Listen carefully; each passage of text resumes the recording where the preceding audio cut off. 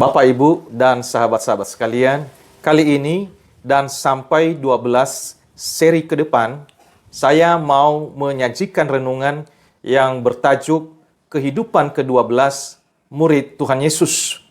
Karena saya percaya apabila kita sungguh-sungguh mau belajar dari mereka, maka kita akan menemukan mutiara-mutiara yang indah, yang tak ternilai harganya, yang dapat menolong kita untuk menjadi pribadi yang semakin hari semakin menyerupai karakter Kristus. Dan murid yang pertama yang menjadi fokus renungan kita adalah Simon Petrus. Siapakah Simon Petrus? Dia adalah salah seorang dari murid Yesus yang pertama, seperti yang dicatat di dalam Matius pasal yang keempat, ayatnya yang ke-18 sampai ayat yang ke-20. Dan ketika Yesus sedang berjalan menyusur danau Galilea, ia melihat dua orang bersaudara, yaitu Simon yang disebut Petrus dan Andreas saudaranya. Mereka sedang menebarkan jala di danau sebab mereka penjala ikan. Yesus berkata kepada mereka, "Mari, ikutlah aku, dan kamu akan kujadikan penjala manusia." Lalu mereka pun segera meninggalkan jalannya dan mengikuti dia. Jadi sebelum menjadi murid Yesus atau penjala manusia, dia adalah seorang nelayan yang adalah penjala ikan. Semula nama Petrus adalah Simon.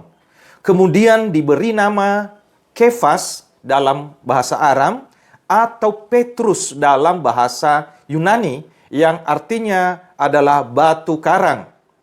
Boleh dikatakan bahwa Petrus sangat menonjol dan paling banyak disebutkan namanya di dalam Alkitab dibanding dengan murid-murid yang lain. Bahkan ada indikasi bahwa Petruslah yang menjadi ketua kelompok dari ke-12 murid itu.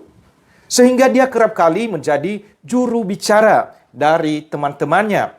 Karena itu ia dikenal seorang yang spontan dan cenderung banyak bicara tanpa pikir panjang. Tak heran bila kerap kali tersandung oleh kelatahannya sendiri. Dalam Markus 14 misalnya, ayat 29, kata Petrus kepadanya, "Biarpun mereka semua tergoncang imannya, aku tidak." Lalu kata Yesus kepadanya, "Aku berkata kepadamu, sesungguhnya pada hari ini, malam ini juga, sebelum ayam berkokok 2 kali, engkau menyangkal aku 3 kali." Dan apa yang terjadi? Di dalam ayat yang ke-71 berkata demikian, "Maka mulailah Petrus mengutuk dan bersumpah, 'Aku tidak kenal orang yang kamu sebut-sebut ini.'" Dan ayat 72, "Dan pada saat itu berkokoklah ayam untuk kedua kalinya. Maka teringatlah Petrus bahwa Yesus telah berkata kepadanya, 'Sebelum ayam berkokok 2 kali, engkau telah menyangkal aku 3 kali.' Lalu menangislah ia terseduh-seduh." Bukan hanya itu, mungkin masih ingat ketika ia mencoba berjalan mendapati Yesus di atas air yang berombak, lalu kemudian ia tenggelam karena ia bimbang. Atau ketika ia tidak membiarkan Yesus membasuh kakinya, tetapi kemudian ia meminta kepada Yesus, "Tuhan, janganlah hanya kakiku saja, tetapi juga tangan dan kepalaku." Dan tentu masih ingat juga ketika ia menghunus pedang dan memutuskan telinga Malkus karena pembawaannya yang tak pikir panjang. Saudara, di balik kelemahannya Petrus, ia banyak menorehkan prestasi dalam pelayanannya. Salah satunya adalah ketika peristiwa turunnya Roh Kudus pada hari Pentakosta. Ia tampil berkhotbah dan dikatakan orang-orang yang menerima perkataannya itu memberi diri dibaptis, dan pada hari itu jumlah mereka bertambah 3.000 jiwa. Bila bercermin dari kehidupan Petrus, perhatikan ketika ia melakukan kesalahan, ia selalu kembali pada jalan yang benar.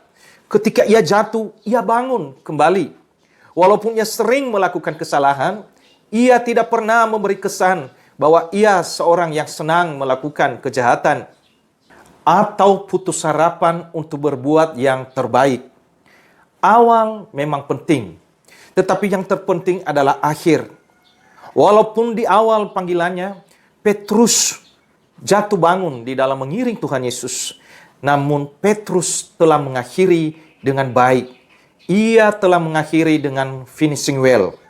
Bagaimana dengan saudara dan saya? Apakah kita yakin bisa mengakhiri dengan baik seperti Petrus? Semoga Tuhan menolong saudara dan saya. Tuhan memberkati.